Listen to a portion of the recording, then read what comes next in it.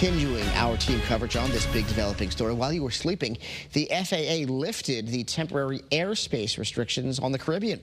The move means that this morning, all flights to that region, including to Puerto Rico, can resume after they were abruptly canceled yesterday.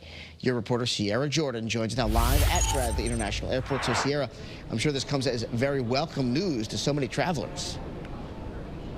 It's a big update, Roger. Several airlines, including Delta, Frontier, and United, canceled their flights to San Juan, Puerto Rico yesterday because of the temporary airspace restrictions. But good news this morning, those restrictions have been lifted. So if you are traveling today, most schedules are now back on track.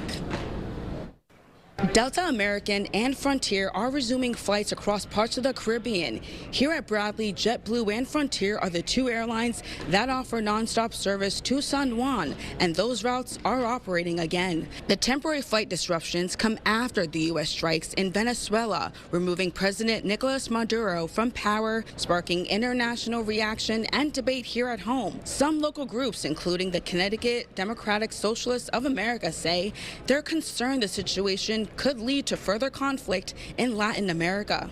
The major thing that was echoing throughout the crowd was, we don't want more foreign wars. We're tired of U.S. troops being sent to destabilize countries.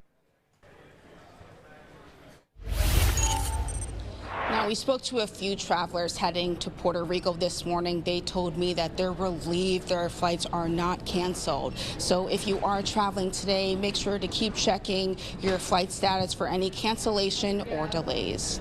Your reporter live in Windsor Locks, Sierra Jordan, Channel 3 Eyewitness News. Back to you, Roger. All right, Sierra.